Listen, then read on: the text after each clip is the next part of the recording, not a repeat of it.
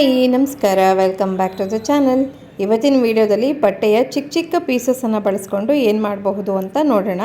ಕೆಲವೊಮ್ಮೆ ಸ್ಟಿಚಿಂಗ್ ಎಲ್ಲ ಮಾಡಿಬಿಟ್ಟು ಒಂದು ಸ್ವಲ್ಪ ದೊಡ್ಡ ದೊಡ್ಡ ಬಟ್ಟೆ ಎಲ್ಲ ಉಳಿದಿರುತ್ತಲ್ವ, ಅದರಿಂದ ನಾನು ಕರೆಕ್ಟಾಗಿ 5x5 ಇಂಚಿಗೆ ಒಂದೊಂದು ಪೀಸಸನ್ನು ಕಟ್ ಮಾಡಿಕೊಂಡು ಇಲ್ಲಿ ಬೇರೆ ಬೇರೆ ಡಿಸೈನ್ಸಲ್ಲಿ ಒಂದಷ್ಟು ಪೀಸಸನ್ನು ತೊಗೊಂಡಿದ್ದೀನಿ. ನೋಡಿ, ಇಲ್ಲಿ ಬೇರೆ ಬೇರೆ ಡಿಸೈನ್ಸ್ ಇದೆ. ಬೇರೆ ಡಿಸೈನ್ಸ್ ಇದ್ದಷ್ಟು ಚೆನ್ನಾಗಿ ಕಾಂಟ್ರಾಸ್ಟ್ ಆಗಿ ಇರುತ್ತೆ. ಹಾಗೆ ಪ್ರತಿ ಲೈನಲ್ಲೂ ಅದೇ ಡಿಸೈನು ಬರೋ ರೀತಿಯಾಗಿ ನೋಡಿಕೊಂಡು ತಗೊಳ್ಬೇಕು.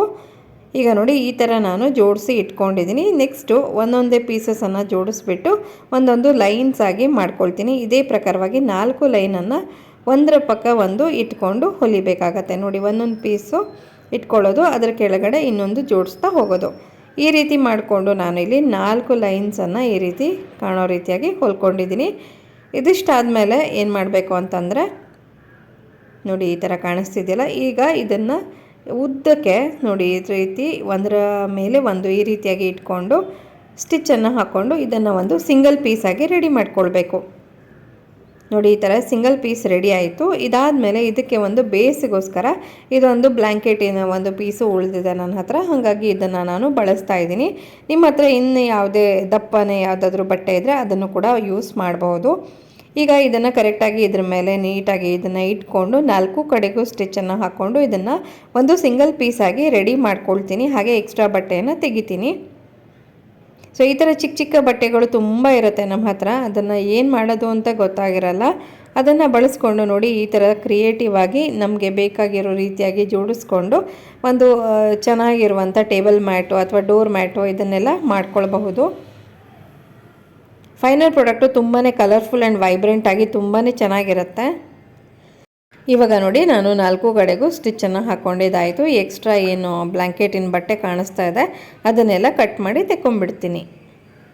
ಈ ರೀತಿಯಾಗಿ ಎಲ್ಲ ಕಡೆಗೂ ನೀಟಾಗಿ ತೆಕ್ಕೊಂಡು ರೆಡಿ ಮಾಡ್ಕೊಳ್ಬೇಕು ಇದನ್ನು.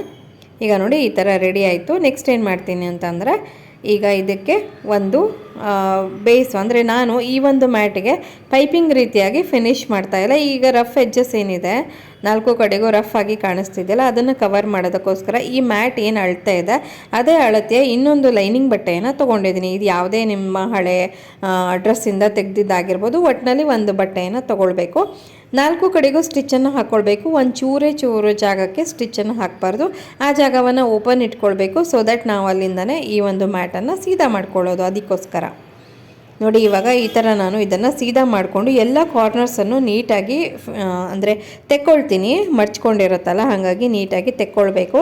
ಇದಾದಮೇಲೆ ಈ ಓಪನ್ ಏನು ಬಿಟ್ಕೊಂಡಿದ್ವಲ್ಲ ಆ ಜಾಗವನ್ನು ಒಂದು 1/4 ಇಂಚು ಒಳಗೆ ತಳ್ತಾ ನೀಟಾಗಿ ಸ್ಟಿಚ್ ಹಾಕ್ಕೋಬೇಕು.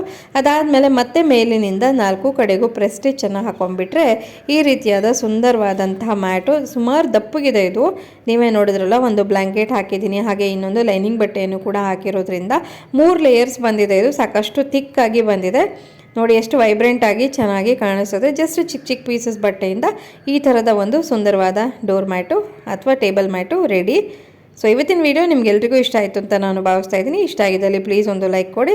ಹಾಗೆ ಚಾನಲ್ಗೆ ಹೊಸಬರಾಗಿದ್ದಲ್ಲಿ ಸಬ್ಸ್ಕ್ರೈಬ್ ಮಾಡ್ಕೊಂಡು ನೋಡಿ. ಮತ್ತು ನಿಮ್ಮ ಫ್ರೆಂಡ್ಸ್, ಫ್ಯಾಮಿಲಿ, ನೇಬರ್ಸ್ ಯಾರೆಲ್ಲ ಇದ್ದಾರೋ ಅವರಿಗೆಲ್ಲ ನನ್ನ ವೀಡಿಯೋಸನ್ನು ಶೇರ್ ಮಾಡಿ, ಹಾಗೆ ನಮ್ಮ ಚಾನಲನ್ನು ಸಪೋರ್ಟ್ ಮಾಡಿ ಅಂತ ಕೇಳ್ತಾ ಇವತ್ತಿನ ವಿಡಿಯೋವನ್ನು ಮುಗಿಸ್ತಾ ಇದ್ದೀನಿ. ಮತ್ತೊಂದು ಹೊಸ ವಿಡಿಯೋದೊಂದಿಗೆ ಭೇಟಿಯಾಗೋಣ. ಅಲ್ಲಿವರೆಗೂ ಎಲ್ರಿಗೂ ಧನ್ಯವಾದಗಳು. Take care and bye.